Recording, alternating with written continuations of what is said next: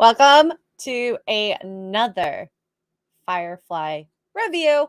We're going to do episode 4 to 7 today. I watched them yesterday and one today.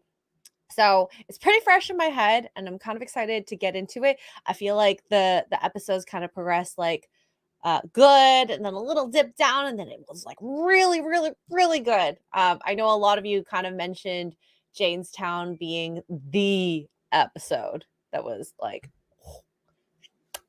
beautiful, absolutely beautiful. By the way, I am Xray Girl. Yeah, so let's get started. Let's see who is here first. We have John Smith.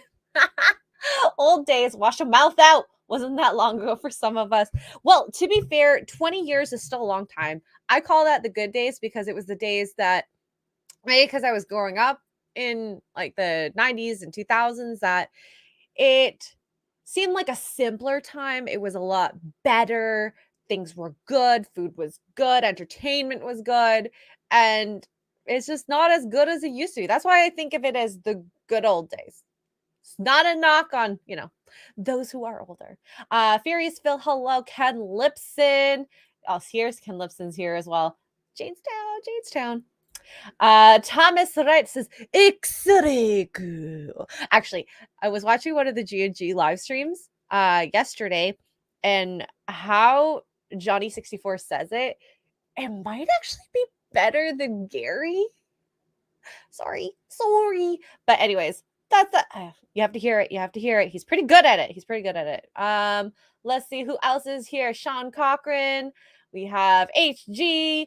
Still not monetized. Well, I actually got all my 4,000 watch hours, 1,000 subs, everything. It's all set. I just have to get Mama Susan, if you're listening, please. I'm just waiting for them to review the channel. So hopefully, we can get monetized. If not, if you guys want, I do have the donation link in the pinned right here at the top of the chat. If not, just enjoy. I'm just glad you're here otherwise. The Woad Warrior, hello. Who else is here? Paul is here. Hi. Steven. Can Man. What's up, Can Man? John. And Epic Mike is here. Arcdemi Dragon. Ian so forth. Oh, who else is here? Bonehead says, where here? Here, right here. Out of Gas is your favorite. Have I watched that one yet? I don't. It's in the future, right? I'm not very good at memorizing. Oh, it's the next set. Okay, it's the next set I'm watching. Cool. I cannot wait to see that. Ooh, Can Man agrees. Johnny 100% says it's better than X-Ray. I'm planning my takeover of Nerdrotic one day. Let's see. Pretty please with the cherry on top. Please. Yeah. Casey, what's up? I cannot wait. Ooh, Mike says, I cannot overstate how happy I am you're experiencing Firefly. I'm so happy too. Honestly, it was really tough. So while I was watching the episodes, because I'm making notes just so I have an idea. Like I watched 3 to 4. It's quite a lot to get through. And as I'm making the notes, I have to pause and type. I'm like, I really wish I had time to do a second watch, like do maybe like first time watch, nothing, just straight concentration. And then the second time would be nice to have like, type stuff out, but that's okay. So we are starting with episode 4. It's called Shindig. I decided to start kind of like rating how I like these episodes, whether or not, they're reflective. Who knows? But this is just my opinion. I loved this episode. It was an 8 out of 10 for me. And this is like how I was saying, it starts off high. The next one, it's more of like a storytelling background story on the characters. So it wasn't as meaty, but this was pretty good. So they start off at a bar. I was just thinking about it today. I'm like, there's so much technology that some of these places have. You see them playing pool and you think it's like real pool, but then it'll like flicker on and off. It's actually digital pool. But you still have them as if they're in the, I don't know, 80s, 60s, dirty kind of bar. And I don't know. It's kind of funny seeing the two match and not meet at this, like, okay, technologically advanced state. But then again, these are places outside of the central area. Um, yeah, so we see them playing pool at the bar. Yeah, holographic pool. It was pretty good. It was pretty good. Uh Mal, he tells Inara, like, hey, you need to leave, some things are about to go down, that caring aspect that he has to her. And it just, every time I see them interact, I'm like, you guys just need to get together already. You guys are flirting so much. There's so much heat between the two of you. Just do it. Just do it. But anyways, they get into a bar fight. She's there, just be like, ooh. And because he stole something, and then after the fight scene, they head back to the ship and they go to Persephone, which is kind of where we started the show. Inara, you can see she's choosing her clients that she's gonna have when she's in Persephone, doing her thing as a companion. And we know the crew is going to do a job while they are there. They're about to meet some dude. I forgot what the dude's name was. Warwick Harris, who wants to move some property and needs it smuggled, right? Good story, good chemistry. The thing missing from every Disney. Yes, yes. And it's kind of like this slow burn, and I like how TV shows do this, where you want them to get together so bad because you see both of their like private moments. I guess if I were to compare this to like Bachelor, they have these ITMs like in the moments where you could see them being like, I'm pining for this person. This is my thoughts, my ideas. And you could tell that maybe they haven't said, I care for you, but they've shown it. And that's another thing that Disney is lacking from what I've seen. Anyways, so she has Ken Lipson, thank you. Badger, yes, Badger set them up. So they need to meet Badger, who would get them to Warwick. You're right. Thank you, thank you. So Inara, did you do a rewatching as well? Oh, okay. So Inara picks her guy that she's gonna hang out with there. Some dude who is so gross. But they go to this ball. It's so beautiful. It's kind of like early 1900s, these big dresses. It is that same juxtaposition of like old school versus technologically advanced. You walk in, there's this beautiful chandelier that's like floating, and the little tiers, they're kind of like interchanging up and down, and it's really cool. But it's like, I thought maybe there would be more like a futuristic thing happening, but whatever. You can wear these big hoop dresses and whatnot. Hi, Blabs. How's it going? I have no idea what's going on. That's okay. Blabs, you want to watch Firefly? You can watch me. It's fun. It's fun. It's actually really good. And I guess this is where they're gonna meet Badger, because they went shopping and Kaylee saw this like cake looking dress. Is like a pink layered, it looks like every 6-year-old girl's dream of a birthday cake. Hi, Cajun Corey. It was really, I don't know, not my kind of dress, but then again, I don't live in the future. So they go to this ball, and Kaylee appears there with Mal, and I guess it throws Inara off a little bit. The guy that she ends up going with, what was his name? Oh, Atherton. Ugh. Ugh. He makes all these comments, and I guess the first one that was like ultra uncomfortable was that he comments that men would want to be in bed with her, but he's low lucky that she's with him. It's like, ugh, you're so skeezy, absolutely disgusting. I don't know, guys like that. Bleh. Oh, Blab's got a shout out from Gina, but not Mike. Oh, dang, girl, that's awesome. That is freaking awesome. Hi, Alex. All right. So he makes super weird, uncomfortable comments, and Kaylee appears there with Mal, and she goes straight for the buffet table. This girl is like me. I want food all the time. The first thing she picked up was that strawberry. Ooh, which kind of throws back to the earlier episode where she's eating that strawberry as if it's like the most beautiful thing that she's ever tasted. And I kind of like this like hint that like fresh foods are, they're scarce. No, the rich have these things. And obviously, being at a ball like this, you kind of have to have either status or riches.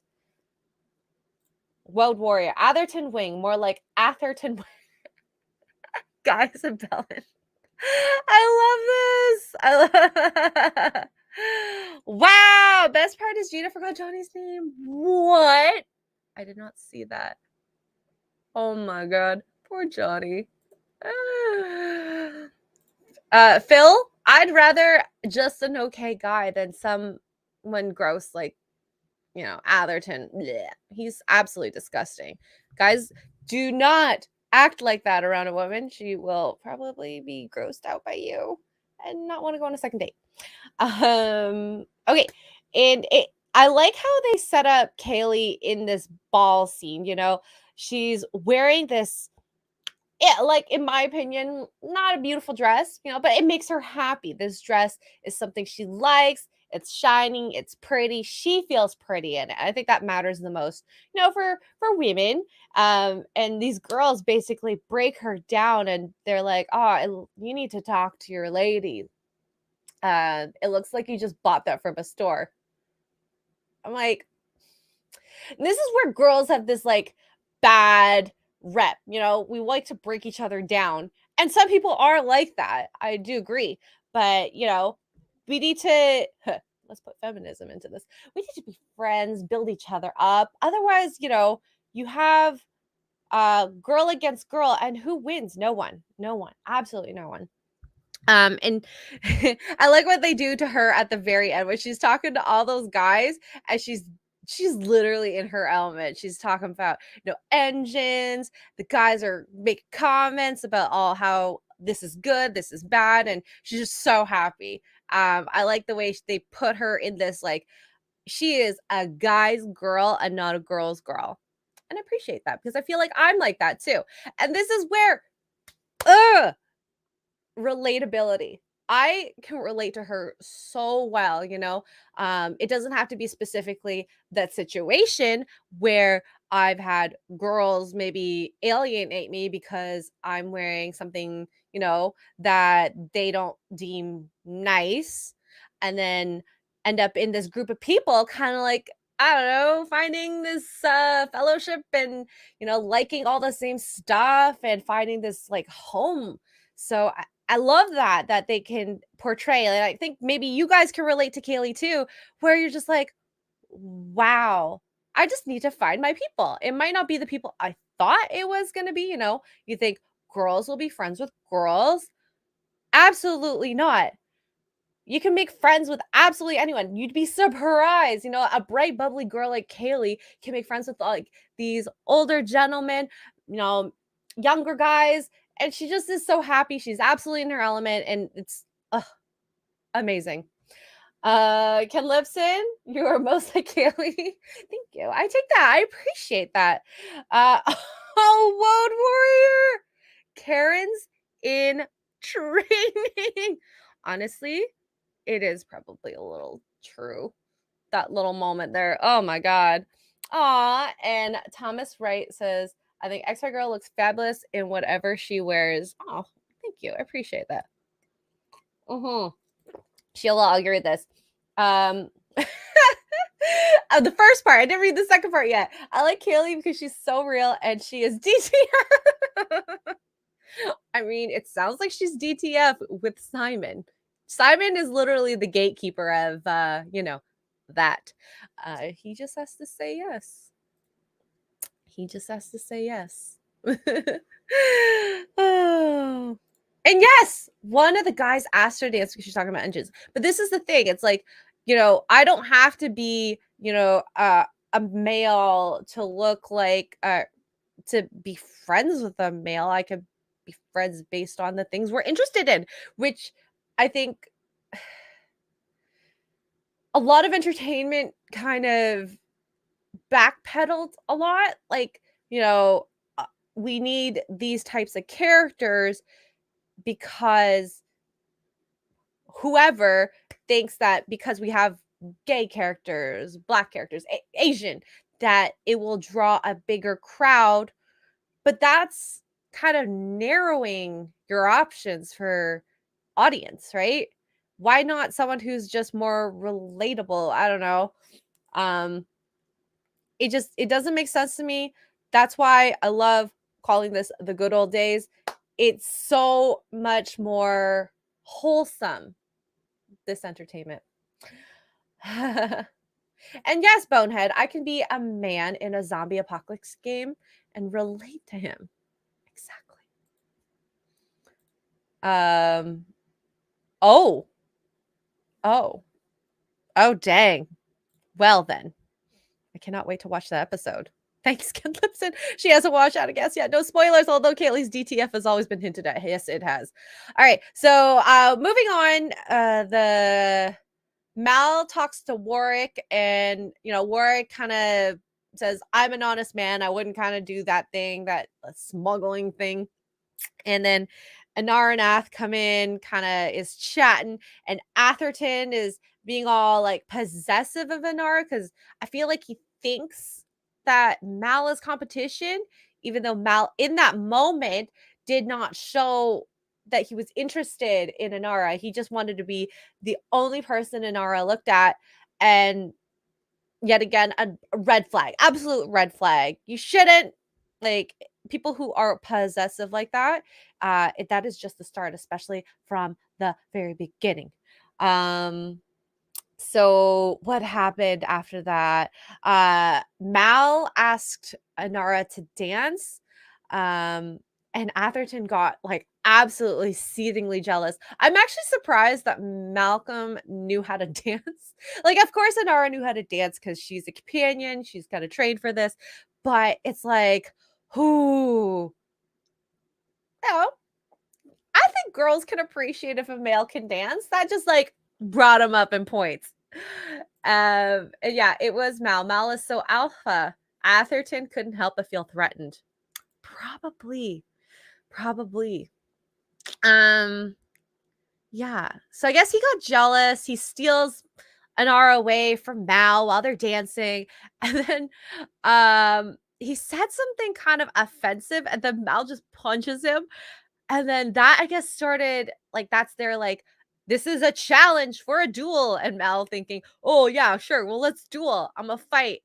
And it actually ends up being a sword duel, which of course Malcolm had no idea how to duel at all. Absolutely had no idea. And thank you, Dengar. Um, yeah, Mal has secrets, but I think a lot of the characters have secrets. It's like the onion layer. I'm gonna bring Shrek into this. You peel back one and you get more and more and more, and it's just they're not two-dimensional characters. They have these deeper backstories. Jane, for example, Jaynestown. Wow. Even Simon and River going into like their backstories. There's more to that. Oh, and the shepherd. Holy crap. I cannot wait to get to that episode. He's full of mysteries. Absolutely full of mysteries. Oh, really? It sucks they never got enough time to get into Mel's backstory. Well, maybe one day. It kind of hurts to say this, but I don't want them to reboot it because it would ruin the show. But it would be so nice to get more information. There's a book? Oh, dang. Okay, well, I guess I'm going to be reading the book at some point. Let's see. He defended her honor, which of course pissed her off, made her hot for him at the same time.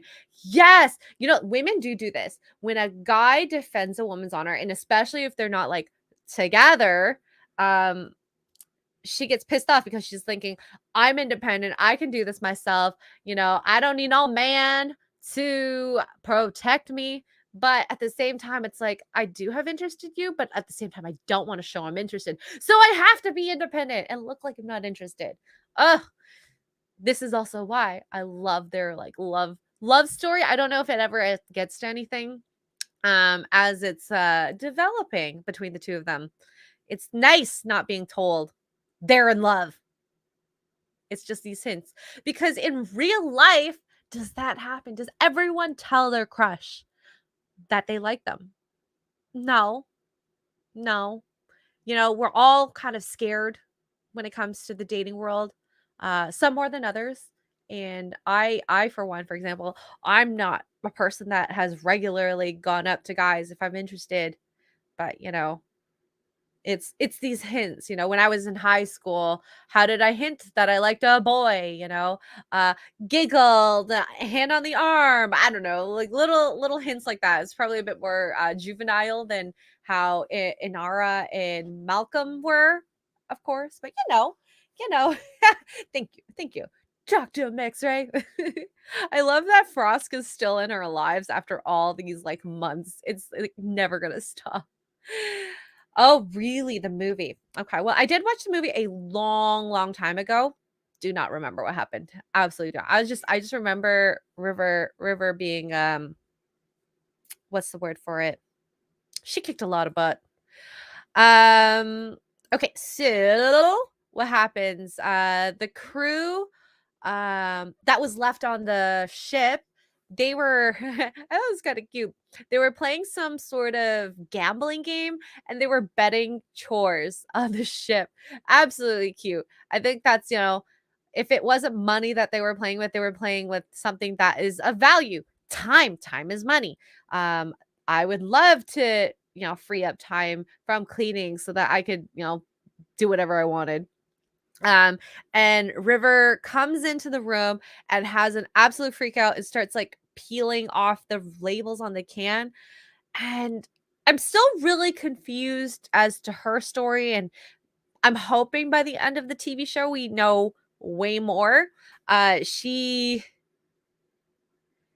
know she has these psychic powers, but it's taking so long to tell. And I love the little hints that they're putting in, like this moment where it's like, this will make sense at some point, or at least I hope so.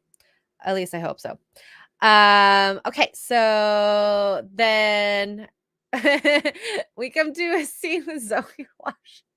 Can I just say, like, couple goals? Couple goals. Yes, Pierceville. Labor is money. Time is time. Well, labor could be time and money. Just saying. Gosh.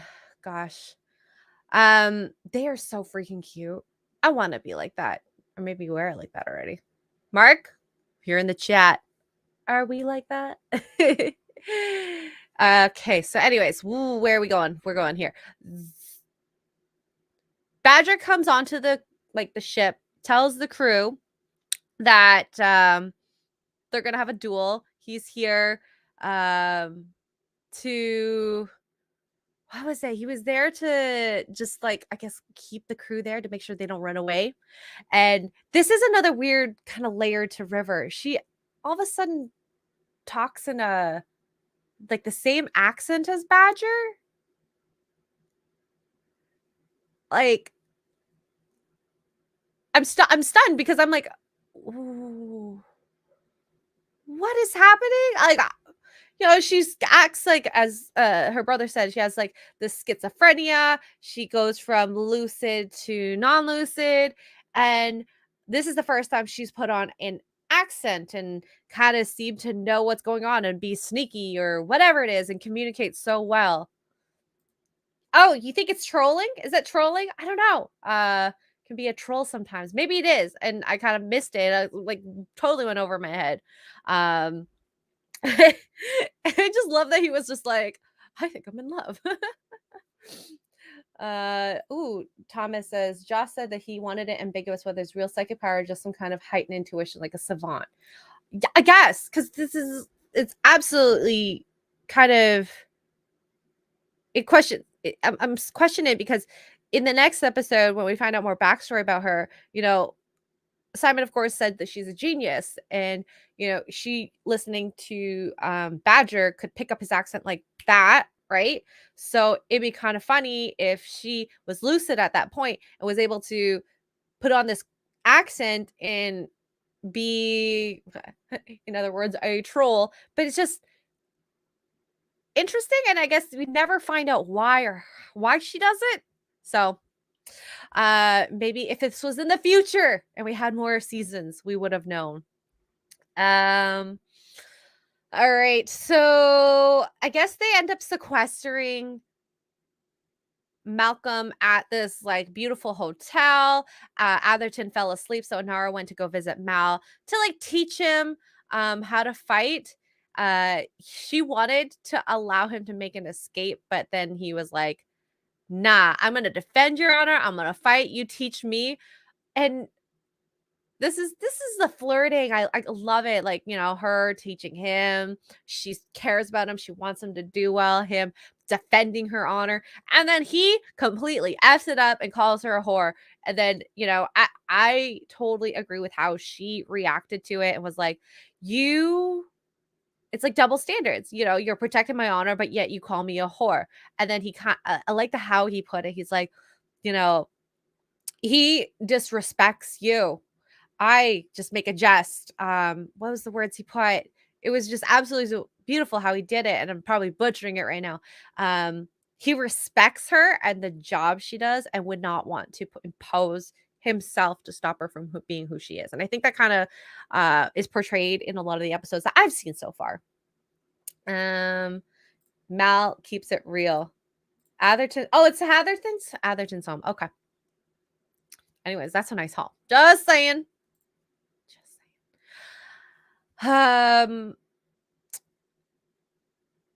Anyways, so she gets hurt, she leaves.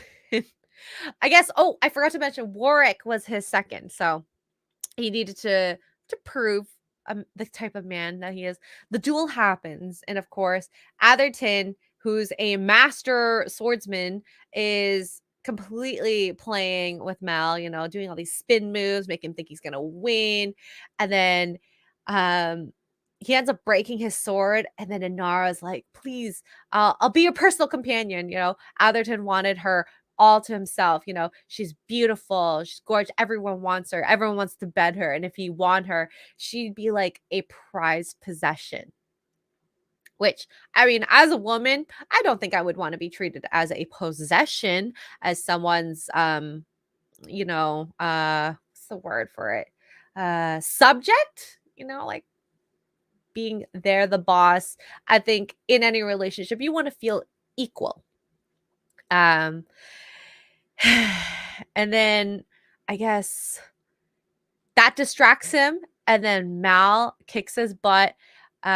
He stabs him, and he is about to like kill him, but then he's like, you know what, this is more humiliating than me killing you, even though that would probably have been a better end for Atherton. I would so love if he got killed. But this is why they've developed a proper villain. A proper villain. Oh, yes, Thomas, you're right. He wanted her to be his slave, essentially. They developed this villain so well. From the moment we didn't meet him per se on the computer when she was picking her next client, but when we met him in person, they developed his dirty character so well, where you're like, oh, I don't like you. You are mean. You're evil. I don't have to sympathize towards you because, we want to just see you as this evil character. Unlike some of the villains we've seen today. And then Warwick, he's like, okay, let's work together. You've proven yourself as a man. And my favorite part, this is a powerful woman moment. So much femininity, so much strength. Women can be strong. It doesn't have to be with muscles, although Inara does fight really well with the sword. She's like, I'm going to blacklist you, so no companion will ever work with you. And good luck getting a woman to actually like you. And I was just like, yes, girl, yes, you do it, you do it, you do it. Anyways, one of my favorite moments of this episode. Let's see here. What happens next? They go back to the ship. Badger gets off the ship. Warwick ends up putting the cargo on the ship, and it's cows. My first thought was, gross, poop. And then yeah, they have this nice moment at the end. Inara with Mal. She thanks Mal for defending her honor. She always was going to be she was never actually going to be anyone's personal companion. She didn't want to be his personal companion, to say the least. You know, she knows her value. And that she doesn't want to actually ever leave the Serenity. It works for her, this situation that they have. And, you know, as we know, she wants to be there because Mal is there. And it has to happen. This has to happen. Oh, Furious Phil says, the best part is when he stops on the ground and just says, he's just an okay guy. This is such a female to male perspective here. I'm like, you go, girl, you tell him off. And then, of course, your favorite part is the male perspective that, you know, I got the best of you. Xray, you're good at this. I want a weekly segment of you analyzing old entertainment. Ken Lipson, we are going to do that. We are doing that, and I'm excited for the future stuff because I have Babylon, Doctor Who, Buffy, so many shows. Sean, I agree. I miss the days they wrote villains so well the viewer develops personal hatred towards the character. And like the anti-hero, if done right, is so good, you know. And I think that's what we've seen. They did an anti-hero. The first one I remember was like Dexter, villainous but a hero at the same time. And then they're like, that method works. Let's keep on doing that. And they've been doing it again and again and again and again. And it's like, we're tired of it. We just need someone who is evil and someone who is good. I don't need to know the backstory of the evil person and feel bad that, I don't know, Cruella de Vil had 2 Dalmatian puppies kill, I don't know, her parents or something like that. You know, it's just, I don't need to know it. If you do it well, that's a different story, but they haven't done it well. They haven't. But anyways, I do have some donations. We have, oh my gosh, David Dill for $10. Doesn't say anything. Thank you, David, for the $10 donation. Furious Phil for $10 says, get some wine. I should get wine. I do have a wine bottle on my table. No wine glass. Mark, if you are in my chat, can you get me a wine glass, please? And thank you. Oh, you know what? I'm just going to text it to him. Can you get me wine glass, please? I typed it as if I was English second language. Can you get me wine glass, please? And then we have Ian So Forth for $25. This is the episode that makes Kaylee the best female. She's so earthy and natural. Also, I saw Badger in London. He was scruffy then too. Really? Oh my gosh, that's cool. Did you talk to him, Ian? I'm not gonna guzzle my wine from the bottle. There's so little left. I need a wine glass. Yes, Mark, get me a wine glass, please. I've been let's see. I've been thinking about what I would do if I met someone who, you know, obviously a celebrity. I have met a few celebrities. Usually what I do is play cool, pretend I don't know them type of thing. But like, for example, if I met Gina Carano, I have no idea what I'd do. She's, you know, she's a normal human being. I feel like I want to treat her like that, but haven't had that opportunity yet. Watching her on Jay's stream was wow. But anyways, thank you, Ian, for the $25 donation. I don't know what to do. Did you talk to him? Ian, tell me. Ooh, people in the chat are saying some interesting. Doctor Who is better than Buffy. someone said Angel is better than. Okay, you know what? I'm just gonna do a poll. What show do you like better? Okay, Doctor Who, Buffy, and Angel. We'll just put that. Gina would be hyped to meet the fabled Xray Girl. I mean, I'm just a little person, you know. I appreciate the type of woman she is. She's very strong, headstrong, you know, independent, absolutely humbled. She seems so freaking sweet, and that's the type of person I would want to aspire to be. You know, it's just it's sad that the trials and tribulations she had to go through, and I think that makes her who she is, and I think, like, I really, really, really appreciate that. I really appreciate that. All right, so 8 out of 10 for this episode. I love the episode. It had some really good moments. You know, very powerful female moments, very powerful male moments, and you know, hi, Mark. Hello. Thank you. Wine glass. I got my wine glass. There you go. Poll needs all of the above. Yes, it does. And I have my wine. Cheers.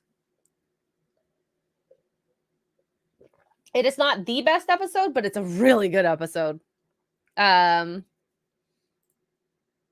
am I going to be in Dallas? No, I'm not, unfortunately.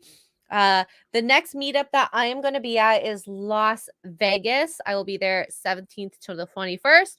So I'm hoping to get to meet more of you guys. Oh yes, Thomas. Prost. I've been watching Better Call Saul. We just finished season 4. So excited. Good show. By the way, another good show. Ooh, Buffy is winning. Absolutely winning. Alrighty. Okay, so we finished episode 4. We're going to episode 5. This is my like dip in the show right now. Like I said earlier, this is a very character developing like episode. There's a lot of flashbacks to the Tam house, and we get a peek into the backstory of the shepherd, although it's not a full detail, like this is exactly what's happening. And I think that makes me like, they do it so well. They just give you little nuggets, just enough to interest you, but not enough to give you the full details. Yeah. Corey, I want to go. I'm waiting for the dates because I have a very busy work schedule and it piles up real quick. So I'm really, really hoping. No, Mark, this episode was not the one with Christina Hendricks. It was not. You forgot. Anyway, so the first flashback that we see a very young Simon and River. They're home. You know, they do this nice little moment where River is correcting Simon's work. Like, she's very intuitive. He's like, why haven't you been practicing your dance? She's like, I already did. I'm perfect. I'm like, everything's good. I don't need to practice anymore. Which sets us up for later on in this episode. And I love when they bring in the dad. This dad has such like, he's being a dad. Like, he's proper fathering. He's teaching the kids. He's parenting them. You know, Simon's like, I want this like source box thing. I'm not really sure. It's like a laptop, maybe a phone. And the dad's like, you know, you have to work for it, and et cetera, et cetera. But then your mom already got one once. You know, he kind of like showed this like, oh, it's okay. I'll be patient and wait. And then, of course, he's happy. They go back into the ship, and River's having one of those freakouts, not wanting to have tests. And I guess, I don't know if Simon's putting like needles into her for these like tests that he needs to do, but Mal warns them, you know, like, don't yell, you're going to spook the cows, and we don't want cows to go crazy and stampede and on a ship where they can go anywhere. which makes sense, and I love how he says such offhanded comments that seem kind of mean, but then it's like, that makes sense. That's logical. You care about the safety of everyone, but you're still such a big a-hole. Such a big a-hole. They end up landing on this the planet, and they take the cows off the ship, and there's this nice little moment that River is speaking to the cow. And I guess maybe it's like the intuition that you guys are speaking of earlier. And she's like, it's so nice that you get to actually like stretch your legs and be a cow. You know, you forgot what it's like to be a cow. And it must be so nice, you know, air and sun and shining. I just love how they put Mal after this like sweet, genuine moment. He's like, it's crazy that I relate to what she's saying. Yes, we're gonna get to that point. Yeah, they forgot how to be cows on the ship till they saw the sky. And to be fair, I think if we all did not step outside for a month, we'd forget how to be humans. I mean, like, if you know, the pandemic has shown us anything, you know, starving ourselves of our normal routine of being humans and relationships, it's not good for you. You're not healthy. And it's the same thing for these cows. They were just standing up all day on a metal box, and it's not good for them either. Wow. You like smacking them? I'm afraid of cows. Who was it? I was like, I don't know about cows. Like, the thing I think about when I see a cow is I feel like if they sit on me, they'll just kill me. I'm gonna be dead. Cows don't have to do much to kill me. They're so big. Then who said it? It's like if you get kicked by a cow, it's even worse. It's okay. Kicked by a cow, sat on by a cow. I'm not gonna do it. Not gonna do it. I'm not a country girl, absolutely at all. And yeah. Anyways, are we talking about cows? Anyway, they're selling the cows to whoever their contact is, and they end up, you know, coming to this agreement of 25 a head. While that's happening, Kaylee and Inara go shopping, and Kaylee wants to get a gift for Simon because, of course, she's got a big, you know, Kaylee pining love heart for Simon. She's like, should I just get him this plate? Like, this looks cute, right? You think he'd like this? Simon comes in with River, and he's like, oh, this looks ugly. And immediately Kaylee gets hurt. Oh, I just feel so bad. She has such a pure heart. She wants to do so many nice things, and then have that happen. It's like, oh, you poor thing. Has that ever happened to anyone? I feel like that's definitely happened to me. That has definitely happened to me. Oh, that's Jane's line. I like smacking him. Ladies. Oh. Ooh. Yeah, they can sit on me, step on me. It doesn't matter. It all seems pretty scary. Oh, show that. He is a boob. She's the sweetest. Dirty girl. Is that why I relate to Kaylee? Oh my God.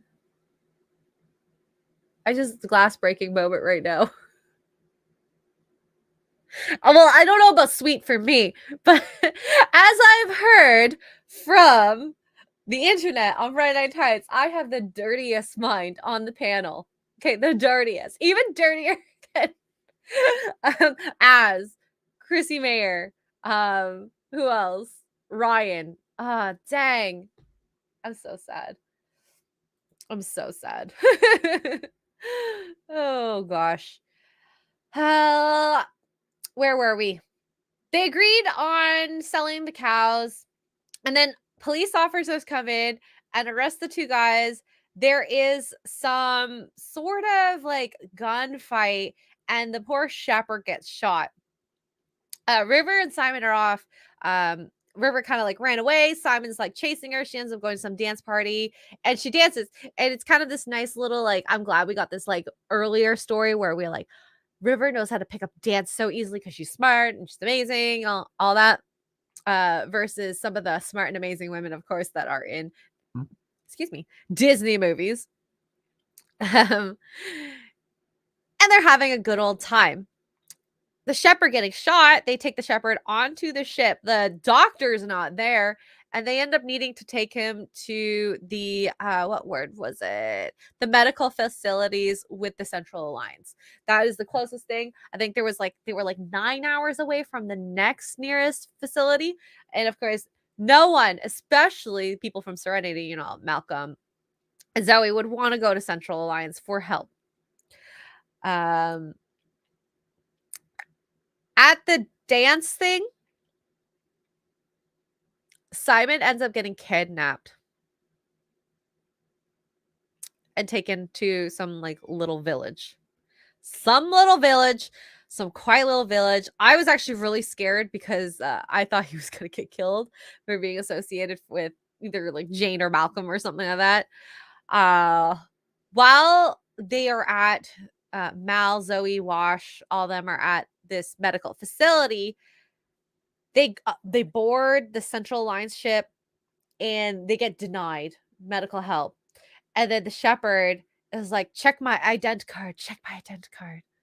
And as soon as they check the card, they're like, get this man to the infirmary. And it's like, whoa, whoa, whoa, whoa, whoa. What is going on? Who are you? Like, that you could get medical help so easily from the big, powerful alliance. And earlier, they couldn't, just, you know, who Serenity, the ship, was. And this like mystery, I hope we find out more, because him being a shepherd, a holy man, being on this like I guess kind of illegal ship, it seems odd. And then yet that, you know, obviously he's someone big with the Central Alliance, can get this medical attention. It doesn't make sense. It doesn't make sense to me. So I'm actually interested to see his story develop into who he is. Maybe he was some big honcho before and decided, I want to live a simple life, see how it is in the edge of the galaxy, how everyone is. Maybe he's some rich person. He wants to do good work and just needs to do his research. I don't know. It's absolutely like such a mystery. They're doing it so well. But who knows? I will figure it out at some point. So he ends up getting his medical attention. They take River and Simon to this like very poor village where they don't have a doctor. And this black woman, I forgot what her name was, is taking care of people the best they can. There's a lot of sick people, so Simon ends up helping. There's this mute girl who has an absolutely tragic story where the mother, like her mother, ended up killing her sister. And so the little girl was mute. It's been mute for a year or 2 years. And she's actually able to like communicate. And this is where the mystery of is she intuitive or is she psychic comes in. And I don't know. Can you be so intuitive that you can read someone's mind to know that their mother was killed before someone said it? I don't know. Maybe she heard it from someone. Who knows? It's so good that they can create this mystery about it. You don't get this anymore. There is no mystery in TV shows anymore. They just literally take a plate and be like, this is what you need to know, okay? This is what you need to know, and you just know, and then this is how you feel, okay? Feel this way, and you have to think this is amazing. Arc Demi, she's a reader. So you're on the like the camp that she's intuitive. Okay, so Doctor Who is winning in terms of best show. I kind of want to see what the chat thinks in terms of River being intuitive or psychic. What do you think? River is intuitive, psychic. All right. I don't know if this is going to end up being a spoiler for me, but hopefully not.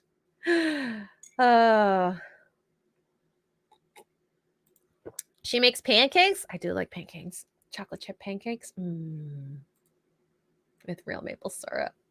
I love maple syrup. I love maple syrup. So far, Psychic is winning.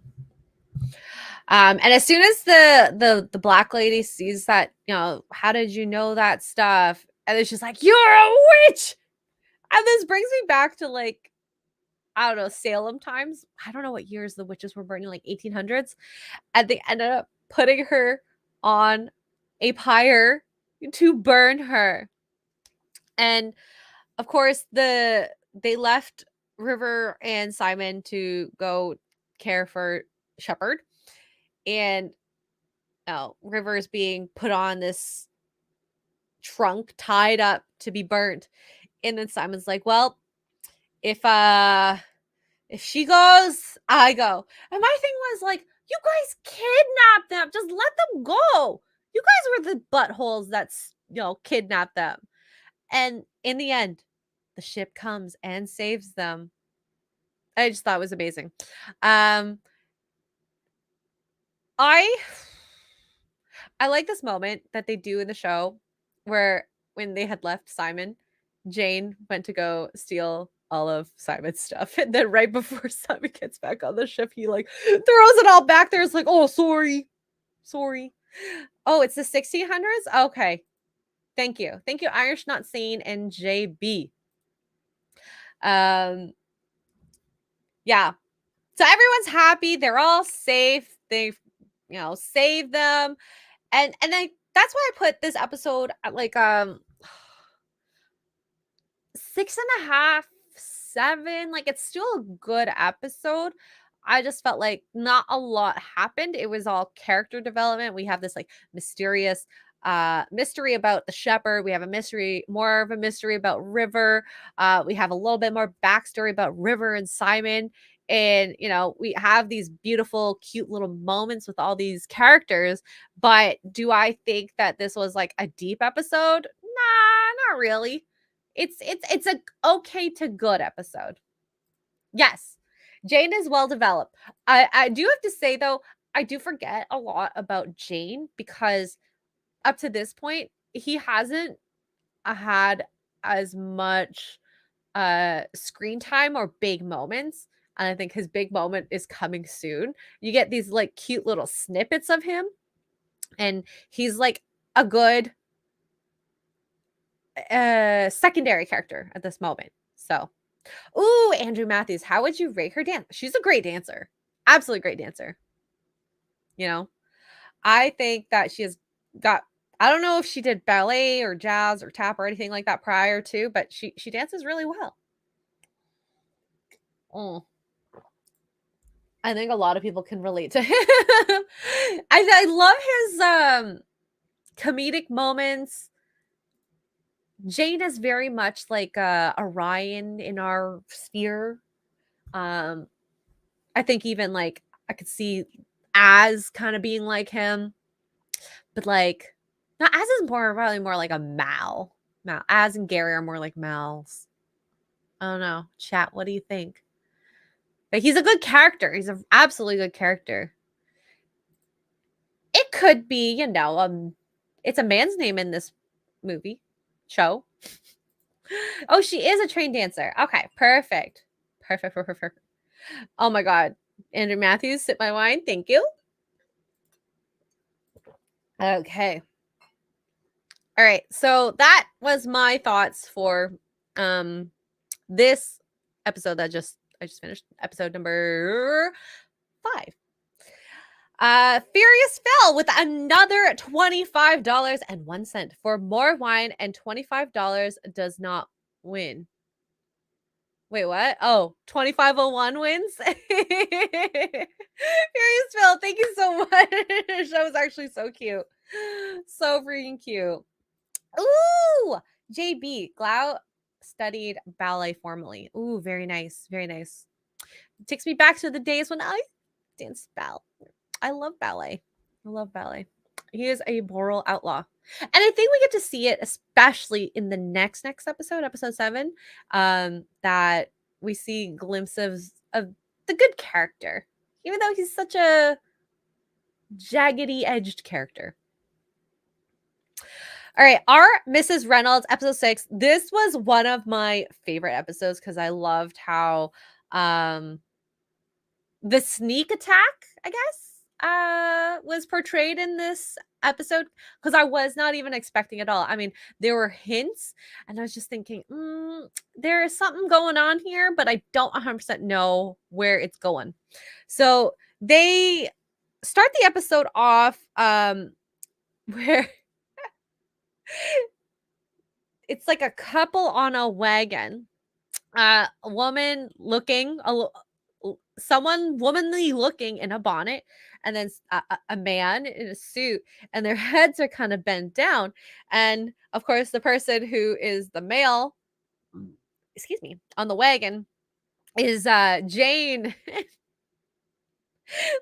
These guys come out of nowhere on horses, like, we're gonna steal your stuff and we are going to grape your missus. And Jane's like, you don't want to do that, she's ugly. And as soon as the woman lifts her head up, it's Malcolm, and I'm dying, absolutely freaking dying. Female identifying, yes, he and so forth, in her dress and bonnet. And they get into this gunfight, and Zoe appears out of nowhere, shooting from the back of the wagon, and they end up defeating the bandits, and there's a huge party. My first question was, why was Zoe not wearing the dress? But I think Mal really just wanted to wear the dress. And then this is where, if this was, 2020, Mal would end up being some sort of trans character. And well, I just think it's funny that he wanted to joke around and say, I want to wear the cotton dress. But I would hate it if 2020 directors, producers got their hands on this, because they would have changed the character. Absolutely. And it would just lost the glow of the show. Anywho, they get to the town, they rid them of bandits. They have this like kind of nice theatrical moment where there's no talking. You could just see Mal and Jane like absolutely schmammered, and this girl putting this wreath on Malcolm's head, and he drinks from the cup, and then they go dancing. I'm thinking like, oh, they're just having so much fun. Like, they're being flirty. And I mean, after winning a battle like that, why not? You manage to win, you get to have fun.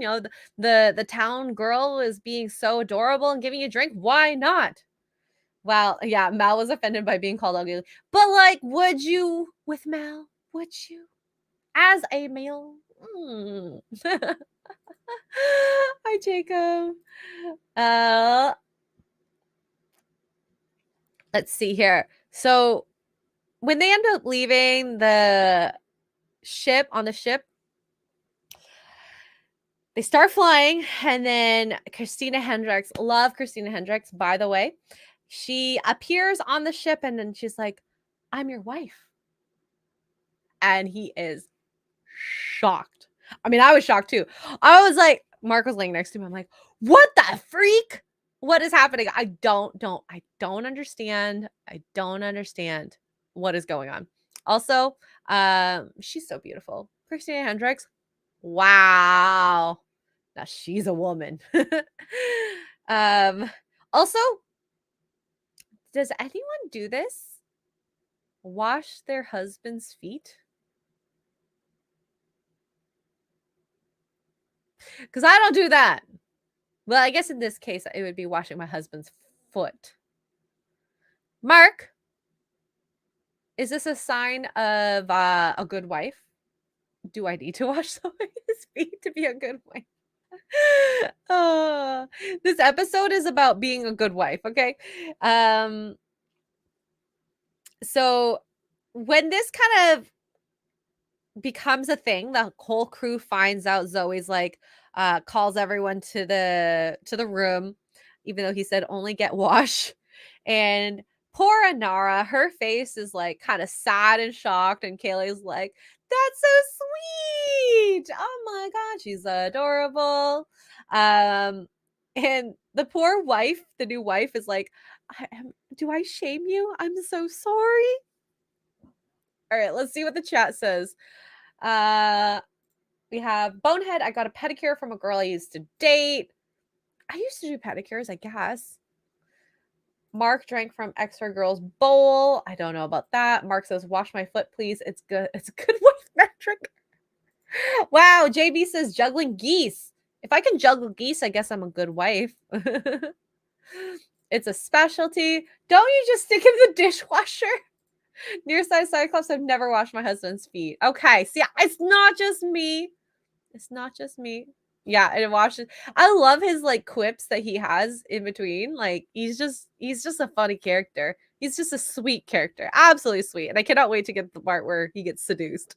So what happens? Shepherd goes into his little book and it's like, "Yes, if a woman in this culture puts a wreath on your head, you drink her wine and dance with joining hands. You're married." And I love Mal's remark was like, "So, how do we get divorced?" Wow, Mark. Maybe if you put your feet on Wiki feet, can you put your foot and like all your robot feet on Wiki feet? I'm just saying. I will maybe wash your foot.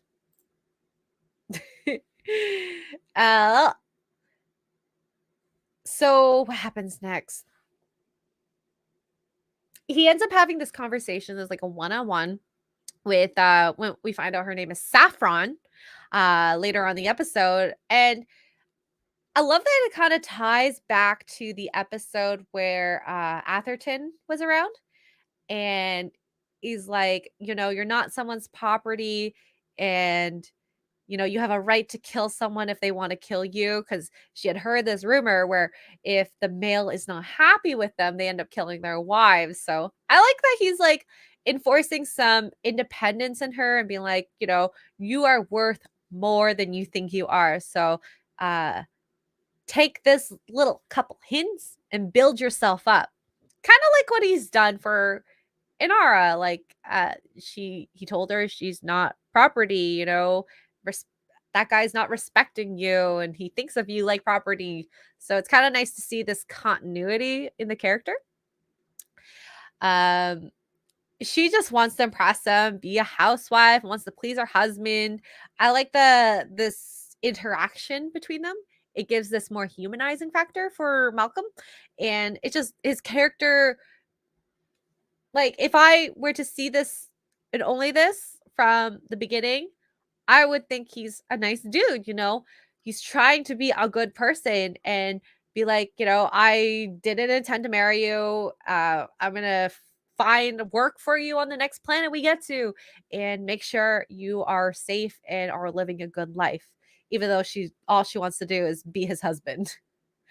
What is this? Vera. Sometimes you gotta get to dress up and go places. Who is Vera? Oh my god, yes, the special hell. So after this interaction between him and Saffron, he has this conversation with Shepherd. The Shepherd, and the Shepherd warns him like, "Do not bed her. If you do, if you take advantage of her sexually, you're you are gonna burn in hell, and not just normal hell, the special hell." The pedophiles, yes, the pedophiles, the people who talk at the theater.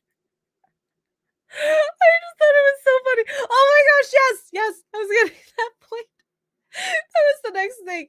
Jane's gun, Arch Demi. Okay, so Jane is absolutely in love with this girl. He's like, he kept on hinting, like, "If you don't want her, I'll have her. I'll take her. She's absolutely gorgeous, even though she's in like peasanty looking clothes." Oh, Vera. Yes. Okay, sorry. It's Jane's gun. I forgot. Vera. I don't remember how he pronounced it. Um, sorry, this whole episode is absolutely hilarious. So, I guess after he talked to Shepard? Well, before he had dinner, he walks out, and there is Jane with the gun, looking so freaking scary. My first thought was, "Uh-oh, he's gonna kill him. He's gonna kill him. He's absolutely gonna kill him." And then he's talking about the gun, being like, "This gun is let's see this," and he ends up saying, "I'll trade you. I'll trade you for Saffron." I'm dying. And anyways, so of course, we had talked about this. She's not property. She's not there to be traded with. And of course, he doesn't accept this trade for Vera. This little moment with with Jane was absolutely hilarious. I want more of this. He's great. Absolutely great. Wow. Well, my days of not taking you seriously are certainly coming to a middle. Well, that's better than the beginning. I'm hoping you guys are enjoying this. I'm talking whatever for Friday Night Tights. So what happens next? Mel goes to talk to Inara. And this is where it was like, this was in companion school. She's like, washing a feet is her specialty. So of course, I guess maybe in the future, this is like a thing that wives and women need to do. Wash your man's feet. But she obviously is very upset that he has a wife. And I don't know if she could ever be a wife to Mal, but I think she likes the jests and the banter that they have. But obviously this is like taking it to the next thought. He has a woman, so to speak, now. She's so jealous and so mad. And I mean, she's being such a typical woman. I would like, if my crush ever were dating someone new, I'd be like, heartbreak. And of course, it'd be sad. And Frederick, no, bananas are not weapons. They're food. Is it in the Bible? I didn't know that. I've learned something new. I've never read the Bible, though. Who just said this? Kid lips in the future looks bright with feet washing. We're gonna make it a thing, okay, guys? We're gonna make it a thing. Mark, you're so lucky. She would have to resign being a companion for Mal to take her as a wife. Okay. And yes, Stahl Furset. I wish you 100 fat children. That was amazing. It's like that backhanded comment that so many people have done. I've done that. I'll admit it. But you learn to be more mature later on. Let's see. What is next? So, this is when he talks about Vera. He leaves and Jane's there with the gun. You're right. He ends up going to get dinner, and I guess Saffron made this absolutely amazing dinner. And this is where I started to think there's something off about her, and I don't know if it's because she's being sneaky or she literally wants everyone to be the perfect wife, so that's why she had this diss towards Zoe. I didn't make extra food. Her husband might be hungry. Why doesn't your wife make you dinner? And of course, Zoe's not that type of woman. She kicks butt, and obviously that's not why Wash married her, for her to make food for him. And yeah, so that was kind of like the first little chink in the glass. Wow, would Ryan fall for it? It would be his perfect woman. Heck yeah. And then he would be dead if that were him in the show. And yes, the way she grabs the mug from Wash, that was so weird too. Because Wash was like, I will go and, top you up. And she's like, no, I'm his wife. I should do this. And it was just like, okay. And that's where it's like, what is she trying to impress him or is she trying to drug him? I wasn't sure. Ooh, Fierce Fell, combat vet, perfect woman. I wish I could fight. I'll wash Mark's feet instead.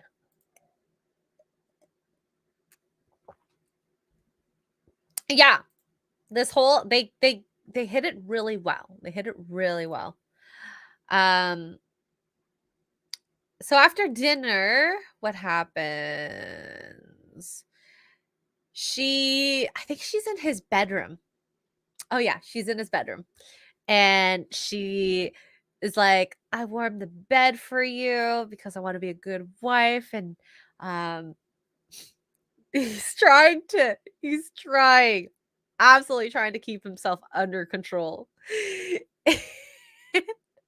I mean, if Christina Hendricks, and we know Christina's well endowed, were to come up to you naked, would you guys be able to resist? I don't know. The poll we have, you guys, most of you think she's psychic. Okay, so now we're gonna do another poll. Would you guys be able to resist a naked Christina Hendricks? Resist Christina. And she's like throwing herself on him.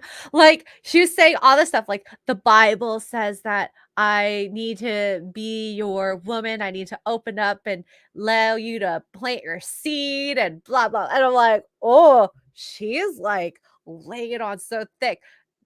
I don't know if a peasanty type woman can do that. And I mean, kudos to him. I love that moment when she's like, it looks like you're happy for me too, or happy to see me as well. And of course, he makes out with her a little bit and then stops himself. I'm like, dang. And yet again, as I alluded to earlier, my respect for him, it was already here because he was being all like, I want to be a nice, kind person. Went up here. I mean, of course, he let it happen, a kiss, but he stopped himself from, doing the deed. Where, let's see this poll. Would you be able to resist Christina? 81% said no. Right? Right though? I mean, I don't know if I would be able to not resist her. Oh, Bradley Scott, I'm going to special hell. Yep. Oh, and your side is Cyclops. Maybe if I was single, I'd go to special hell. Yep. Yeah, his like for Inara stopped him, and I don't know. That was like such a powerful moment for his character. And then of course we know he ends up passing out, and then I was like, oh, okay, she is evil. She's evil. And then she ends up going to Wash, who of course is piloting the ship, and she ends up trying to seduce him as well. And I was like thinking in my head, yo girl, I really, really, really hope, because I love Zoe and Wash together, that he can resist. Like, I'm rooting for them as a couple. And Mark can attest to this. When I saw that he resisted, I was like, yes! Oh my gosh. It was so crazy. Anyways, I was so happy that he could. And I mean, like, Wash did admit that, like, if it was another time in a different place, maybe. But I can't. I have Zoe. And also, if you had Zoe as a wife and she found out, you cheated, I would be more afraid of her. Absolutely more afraid of her. Oh, yeah. It was called the goodnight kiss. Oh, yep. And then as soon as he, like, walked away, she, like, did the eye roll and then ended up kicking his butt, and I felt bad for him, but, like, stuff happens. I am really glad that he did not give in because, I mean, it would have ruined his character for me. Absolutely ruined his character. And then she ends up doing a couple things on the computer and redirecting, as we have learned later on, the ship to this net where they were supposed to get caught in. Um, she puts this I don't know, this like tape, this fire tape on the door so that the door to the cockpit was sealed shut, and then she leaves. She ends up trying to go to the, I guess I forgot what the word for it was, but the emergency ship so that she can leave, and she sees Inara. And Inara, being very cunning and um a little bit of a sleuth, figures out that this girl, there's something going on with her. I don't trust her. And maybe it was because Mal and her were together, but in that moment, she's out of breath and all this. So they basically are like hella flirting, hella, hella, hella flirting with each other to kind of trick each other. Calypso, I love the scene with her. Yeah, and like I literally, this is like um a lot of these scenes are like a prawn, like a prawn scene, like before the deed happens, they're talking to each other. There's heavy words being told to each other, and it's just like, oh my god, is it gonna happen? And actually, for a second, thought that they were gonna go to, I guess, Inara's ship, and I don't know, end up, of course, Saffron would kiss her, and then she pass out. But they end up fighting, and then Saffron escapes. Yes, prawns. I don't want to say the word, you know. Yeah, she had companion training. You don't play a player. I wish I watched this show a second time. Anyways, so she goes to check on Mal. She as in Inara. Mal's passed out, and she makes sure he's breathing, and she's so happy she's alive. And this was our confirmation. This is another little nugget that we're like, yes, they're gonna get together. She ends up kissing them in like joy that he's alive. And of course, what happens? She gets a good night kiss. And who figures out that they are headed towards something? Um let's see. I wrote notes down. Okay, so they're all there in Malcolm's room. Anara's like, I hit my head just like Wash. And then Jade's comment. Jade, he says, that's why I never kiss them on the mouth.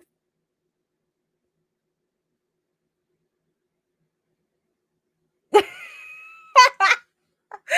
says that? Maybe certain people. But anyways, we have the poll. 53 votes. 77% said they would not be able to resist Christina Hendricks. I agree. Even I wouldn't.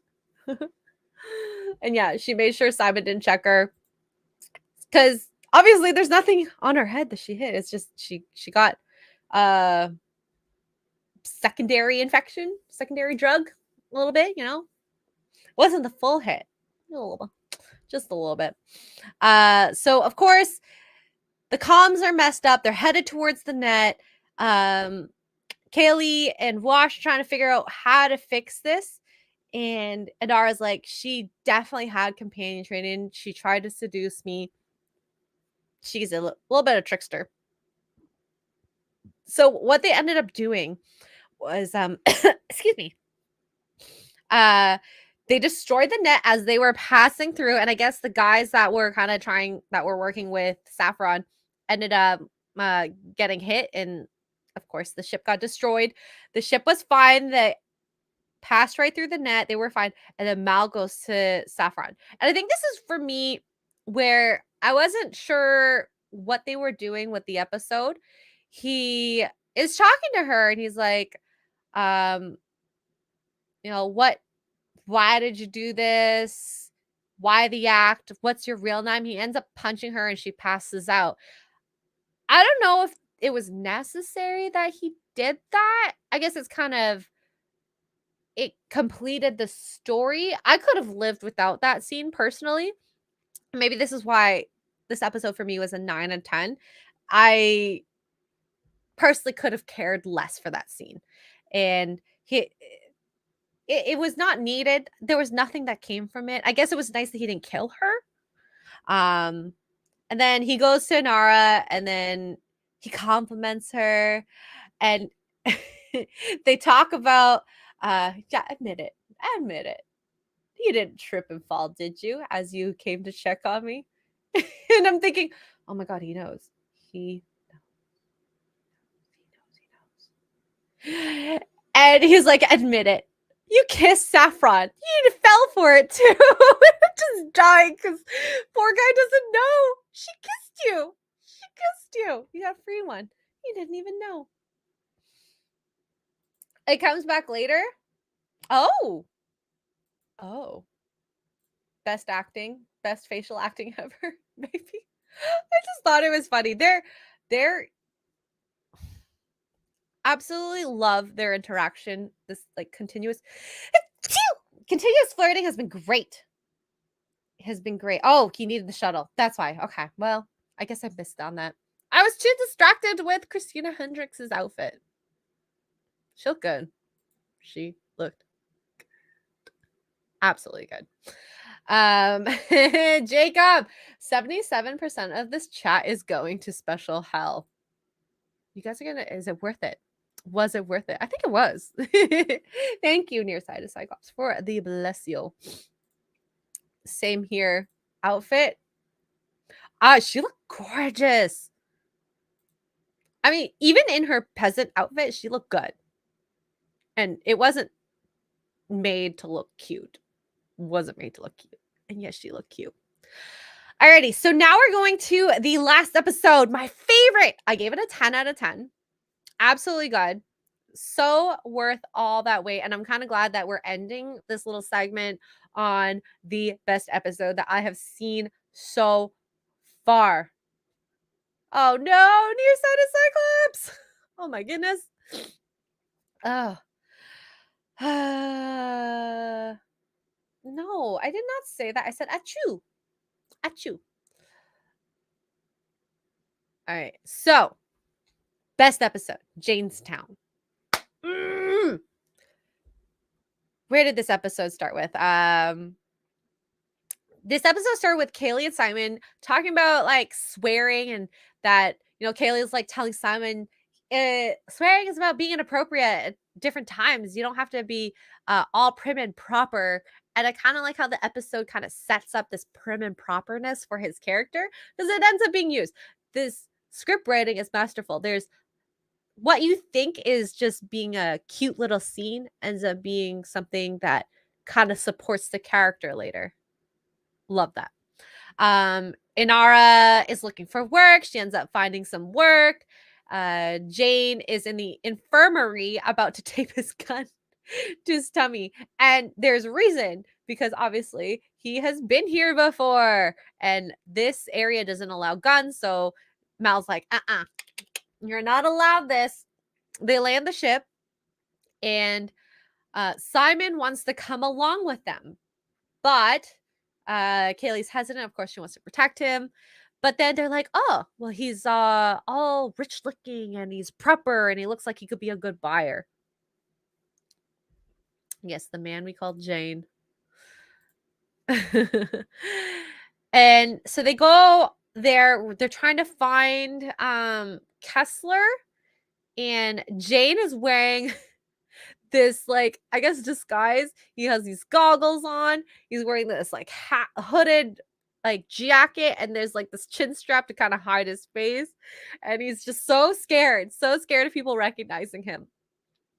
And And they find out that, you know, there's a statue of Jane in the middle of the city.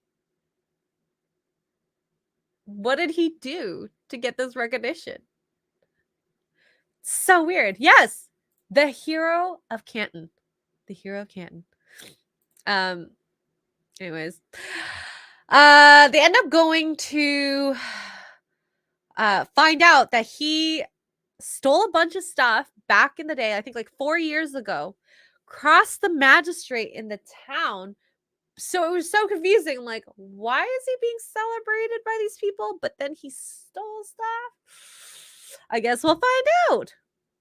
I guess we'll find out. And yes, so they end up going to like this bar, and the guy approaches them about Kessler, and they have this like little chat, and then they start hearing this song about Jane. Oh my god, I don't know how to sing it. Nearsighted Cyclops. I don't know how to sing it. It's I can read the lyrics. Would I get in trouble if I played Jane? Let me see if there's Jane Town song.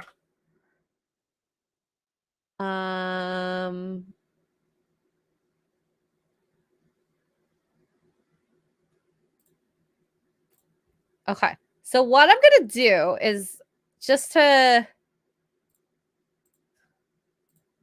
play a little faster. Share screen. Oh no! I'm not allowed to share stuff on here because now it's crashed. I hate StreamYards. That's okay. You know what? I can't play it. Oh, you know what? I can play on my phone. Oh, did I get my computer back? Nope, I did not get my computer back. Interesting, and I guess we never find out. Let's see. Am I still live? I am still live. Okay, we're good. We're good. I'm still live. We can do this. All right, Jaynestown song. I'm just gonna play this part here.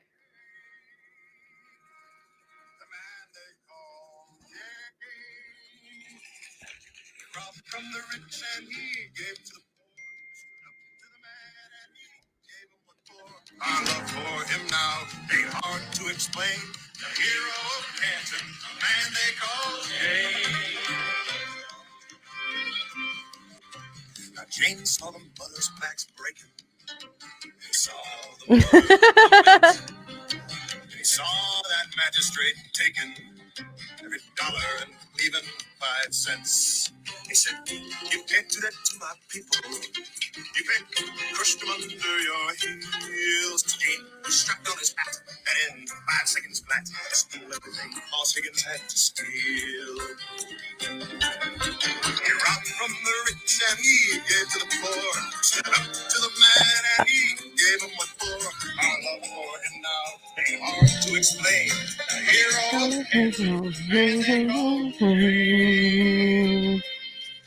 Here is what separates Andrew, I didn't like the dress. Oh no, I'm sorry. But she loved it. You know, that's the important thing. She loved the dress. It's so good. It's so good. Anyways, I don't want to play too much, although I played almost the whole song at this point.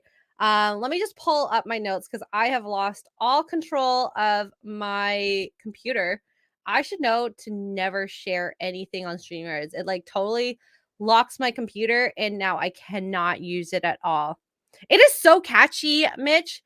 The song, absolutely catchy. I would love.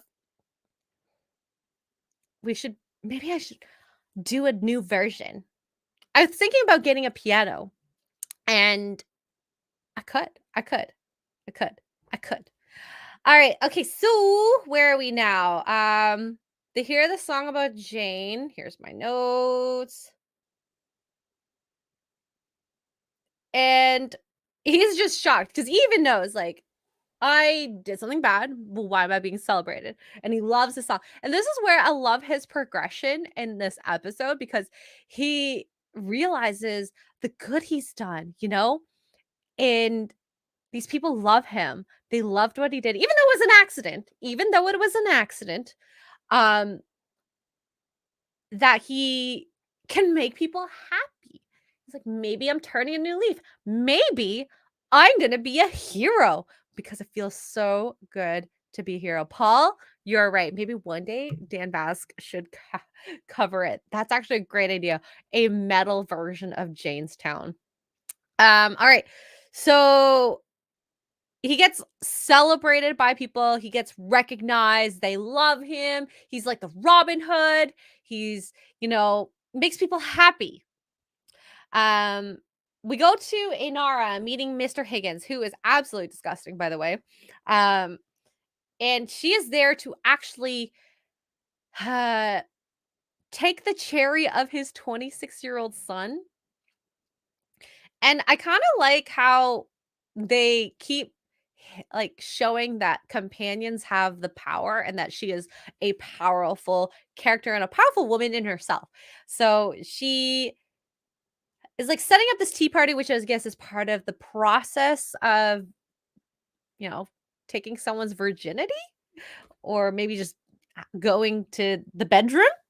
But the father's like, this is not what I paid you for. You're here to take my son's virginity. And she's like, it's all part of it. And now you need to go now. And she does it so well, like ushering him out and being like, we'll get there. We'll get there. But, you're not, we don't need you here anymore. You're not part of this.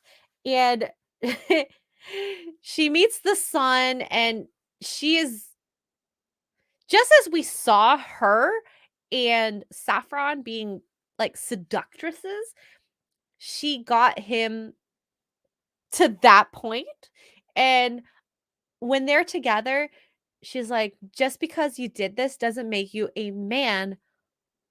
So you'll have to figure out how to be a man. It's what you do, not, in this moment in itself. Yeah, Thomas, you're right. It's they're like courtesans. Or geishas, yes. They're not just there to be easy on the eyes for you. They're to actually have good conversation and, obviously a lot of the we'll go with half of the interactions we've seen her being a companion. She's helped these people too in ways that maybe they didn't realize. And especially in this moment where he's figuring out how to be a man, which his father wants. But obviously, being a man does not mean like the first time you have sex is that you're a man. There's things that you do that make you more of a manly character. Yes, yes. It's frostbitten. I don't know about that. Yes. Okay. So I was getting that. And then there's this funny interaction in this episode with River and the shepherd. River's trying to fix, as Mitch says, the Bible, like the whole Noah's Ark. It shouldn't be called that. I forgot what she tried to call it. And there's so much editing in that. And after the shepherd tells her, like, the Bible is not to be fixed. It's supposed to help change your life by fixing you. It's all about belief. It's about faith, all this and that. And then, like, River's like, nah. She tries to return the papers that I guess she took from the Bible that she was fixing. And, oh my God, shield wall. I'm going to get to that. And I don't know why, but the shepherd's big puffy hair scares her so much. She does like exactly like how I do when I'm playing a scary game. Ah! And then runs away. Oh, it was so funny. I love this interaction because it's like the Bible. Obviously, this is a book that has been around for millennia. And this girl who intuitive psychic, we haven't figured that out completely yet, is trying to fix it. Is it because she's smart or is it because she's seen things? I don't know. I have no idea. His brain was in danger. Is that what it is? Oh, yeah. Ken Lipson. That is interesting. Zoe is really the only character that doesn't get developed. Maybe. I feel like washes is kind of pretty stagnant at this point too. Maybe I haven't seen it yet, but hopefully. Shield wall. I did want to say this. Getting sex don't make you a man. Being a man gets you the sex. That is a line. Oh my god. It is true. It's true. And we'll see on poor choices when we get a chance. But I had a conversation with our guests that will be coming on this week. And women are the gatekeepers of sex. So being a man will get that to you, while the man is the gatekeeper of relationships. It's so interesting. And yeah, his hair was crazy. It was big. It reminded me of like a mad scientist, like he just touched electricity. Go, okay, Ken Lipson. I just have to see that. I haven't gotten there yet. I haven't gotten there. I'm kind of excited for that. So they decide to kind of use Jane's newfound fame for him as part of the plan, because the guy that they were talking to was it Kessler. He's like, this was not part of the plan. We're supposed to be quiet. This is not quiet. So they use his to have a celebration in the square and use that to take whatever that cargo is they end up needing out while he is distracting everyone. There's this lovely moment where Simon and Kaylee are super drunk, and Kaylee goes to Mal because Mal's like, Kaylee, we got something to do. And Kaylee goes, it is going so well, though. It is going well. And Mal, being the great wingman, just leaves her there with Simon. And I'm thinking, oh, she's gonna get it in. She's gonna get it in. But she doesn't. They end up waking up the next day. And they're kind of like sleeping on top of each other on a bench, but nothing happened. And Simon did say something. I don't know what the exact thing he said, but it's like, I would never have done that with her, like the sex. And of course, Kaylee's feelings are hurt. She's like, I'm gonna go with Mal. You stay here. I don't need you. I don't need you. And they get Jane, who's drunk, and they go, I guess, to the square to have the celebration. Jaynestown celebration. Oh, Furious Phil. Zoe has no flaws. No, she doesn't. Not yet. Maybe in the reboot. Maybe her flaw is Wash in the reboot, and then she's actually a lesbian. So while Jane is in the town and they're celebrating him, the rest of the crew go and dig up the cargo. We go see a scene prior to all this where Jane's partner gets released from these weird little prisons that are on the water. It's this guy who's kind of scraggly, has one eye, and is kind of super gruff. And it's Higgins, the dad, who releases him, and then he gives him a gun. He's like, well, your partner's back in town. You're being released. You put your Ken Lipson. You put your time in, and we're gonna use you, essentially. But obviously the guy wants to get revenge back on Jane, who Jane released his cargo and released this man from the plane, as well as the money, which is why he's being celebrated. In the town, the guy appears and is well, actually, no, he grabbed Simon first, beat Simon up, took Simon to the town square, and was like, Jane, I'm gonna kill your man. And Jane's like, I don't even know him. He's not my man. He's not my man. Stitch. Yes, his name was Stitch. Woad Warrior. No, near says so. You have something against guys with one eye? No. I meant the man who has one leg. Just saying. Oh my god. So what happens then? This was so much easier when this was bigger on my screen. I'm like looking at such a tiny little writing. Oh, they get into a fight. Jane and Stitch get into a fight.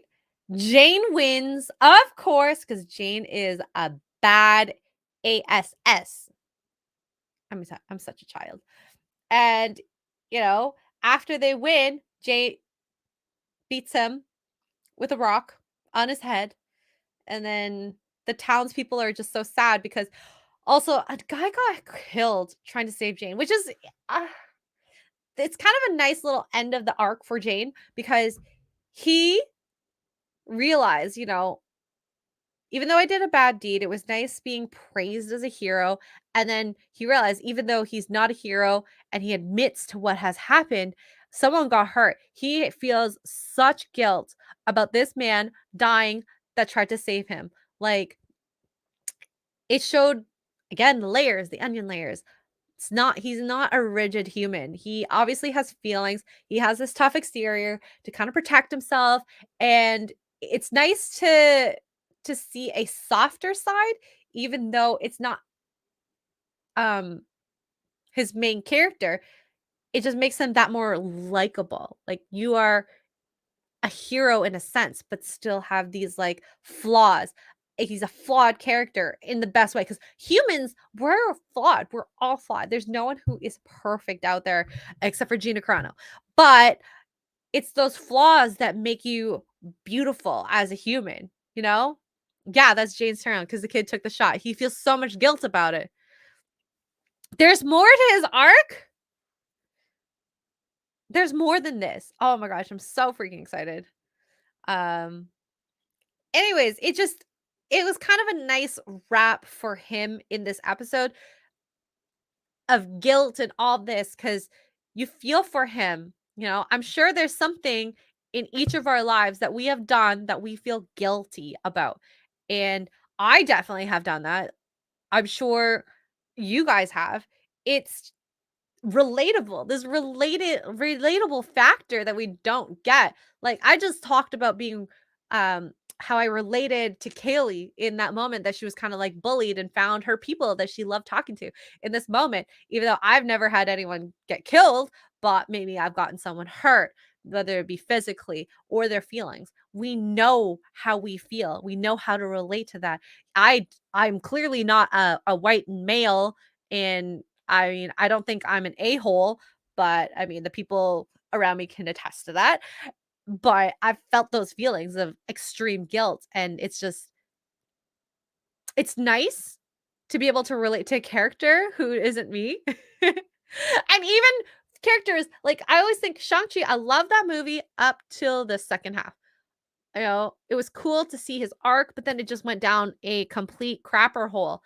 The characters were adorable, cute, this friendship that they had, and it didn't end well. Like, okay, sibling rivalry. Oh, maybe we're not good siblings, we hate each other, but then we want to work together, blah blah blah in Shang-Chi. But then it didn't make sense. The ending didn't make sense. Everything I've watched so far in Firefly, for the most part, makes sense. There's reasons why these nuggets are put in. It's not a scene or a, I don't know, character where they're, as Gary has said, pandering towards a certain audience. I don't feel that. Relate to all these different types of people. They don't have to be someone who's Asian and female, and I guess for me, straight. I don't think people need to have that to relate. It's so ugh. And Thomas, I'm actually a bit of a scientist. I do work at Xray. Is that technically a biologist? No. I did do nutritional science and health and disease when I was in university, so maybe, maybe.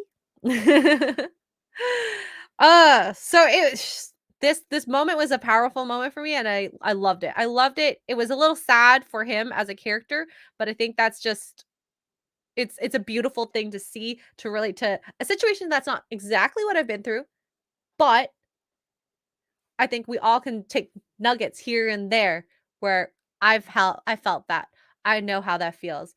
It hurts, it sucks, and I hope he I hope he learns from that because I mean, I know I've learned from my moments, and that makes me more excited to see this character in the future.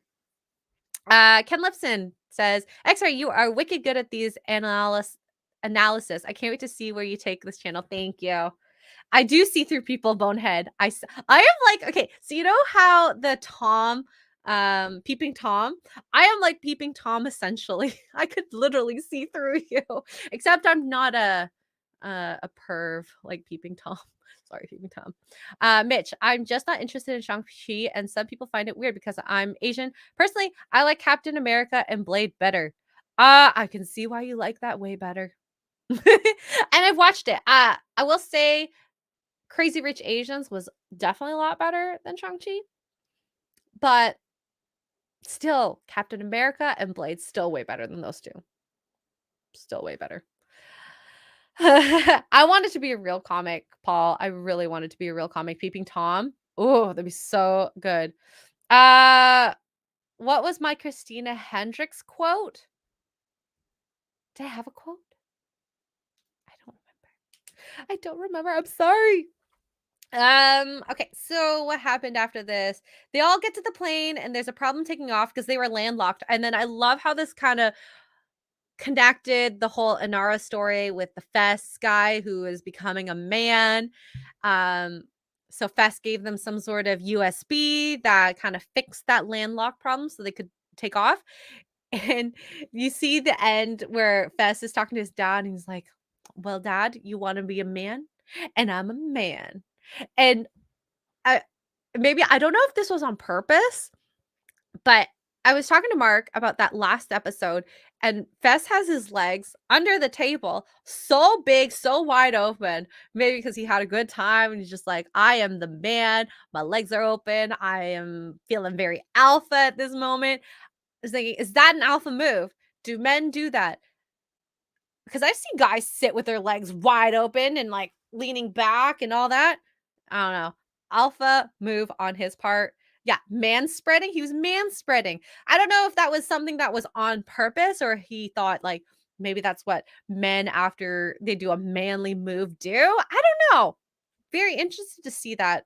If that character, the guy who played the character was still around, may comfort. I don't know. Chill well. That is normal for men to sit like that. It's an alpha position. Well, I guess. Okay, so if you think about it, that is an alpha position because if you see males who generally cross their legs, is that more of like a beta position? I don't know. I don't know. I would definitely judge a man for crossing his legs. I'm not gonna lie. I'm sorry. So Kaylee turns to Simon. Simon's being all proper in space, and he has this kind of nice little wrap up for this episode where he's like, um, being proper is my identity. If I'm not proper in space in the black, then I'm not who I am. And I thought that was kind of sweet that he still wants to be who he is, this proper dude for Kaylee. Because I'm sure if and when it happens, he is going to be very, very improper with her. So I thought that was kind of sweet. And we see Jane wrestling with the death of the guy who sacrificed himself. He feels so guilty. And Mal says something really nice. That Jane, his character, isn't what Jane needed. It's what the people needed, is someone like him to bring them to the point where they could stand for themselves. And I thought that was really sweet. Like, Mal knows. He's smart. Absolutely smart. Wow, what is happening in this chat? Y'all are talking about balls. Males crossing legs have no balls.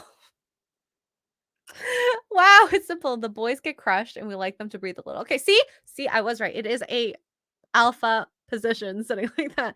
Hi, Hokies. I am just about finished. Holy crap. We talked a lot. I talked a lot. I feel like these streams have been so fun. I'm scared to know how I'm going to end this stream because my whole computer's frozen. I cannot do a single thing with this. I'm gonna have to turn off my computer and try to end the stream offline. But this has been great. I hope you guys enjoyed my little reviews. Jaynestown, I will say again, 10 out of 10. Absolutely amazing episode. It was perfect. I loved it. It had good character arc for one of the I think okay, so he up to this point before Jaynestown, his character was not developed much. You know, we knew he was a bit of a butthole. He has a couple nice moments where he is a sweet person, but there were very few and far in between.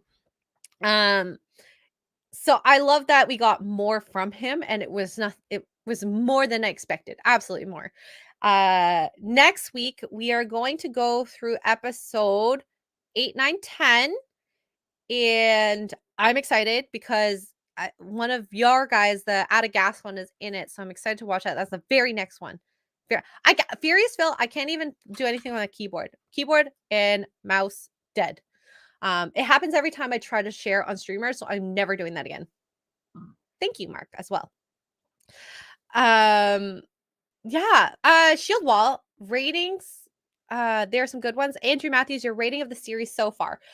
I think I'm at like the 9 out of 10. The series has been good. It's been strong. Like the episodes have been pretty high up. Nothing's been below a 7. Great stories, great character development. The writers obviously have thought through, for example, river dancing. They backed it up that she's a good dancer and she can figure out things really quickly with that flashback. There's all these little nuggets that create the characters, and it's something that doesn't happen as much anymore. Like the writers these days, I feel like they're messy. I'm not interested in watching a lot of shows that are newer because it just doesn't feel like a well-told story.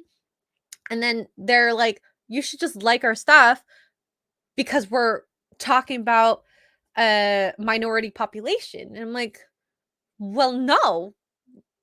I'm going to watch things I'm interested in. And before I even came into this realm of the Fellowship and G&G and Nerdrotic, like I had no interest in new media because it sucked. And that was before I realized it. I'm like, well, I guess maybe if you want to say I put my money where I wanted it, which was not in new media, it made sense. It made sense. I watched more reality television because it was better with better developed stories than all the stuff that's coming out these days. So I don't know. Yeah, Thomas, and I hate that. Like I shouldn't have to like your stuff just because it's about a minority population, right? Hokies, Firefly is about as close to perfect as you can get. And I'm seeing it. I'm seeing it. I love it. It's just so freaking good. So freaking good. Oh, Farscape. That's another one that people have been saying that I should watch as well. Okay, so let me see what I can do here. So I know I have no control over my computer. No control whatsoever. And I'm scared what this is gonna look like. Reality TV has a better script. Nearsighted Cyclops, right? Right? Like they develop their characters to make them make sense because they need the ratings. They know they need the ratings. Whereas I don't know why some of the media out there doesn't think that way anymore. Yeah, this is gonna be adventure. So I'm trying to I don't know if this is gonna work. So I'm trying to go backstage with my phone. We'll see if this works. No, it's not working. No, it's not working. I'm gonna have to just turn it off and just hope that my face freezes in a nice position. But thank you everyone who has been here. I'm gonna just quickly check the donation because I don't want to miss anything. So just bear with me. Streamlab. Because I don't want to miss anything at all either. Login. YouTube's. Just I do blame StreamYards. Every time I try to share my screen, it is StreamYards' fault. I'm learning from Gary that just blame StreamYards. It's the easiest way to do it. Okay, we are up to date on soups. Thank you guys so much for being a part of this. I really, really, really appreciate y'all. Next week we have episode 8, 9, 10. Please watch it with me. If not, if you haven't watched it, and I really hope to do more of these. I'm really excited. Hopefully Mama Susan monetizes this channel for the next time I am on because I am so freaking excited. You guys have been amazing. I love you all. Mwah. I hope you have a good day. You know what I'm going to do? I'm going to put the cover for the webcam on so it doesn't freeze on a very ugly look on me. All right. Bye, everyone.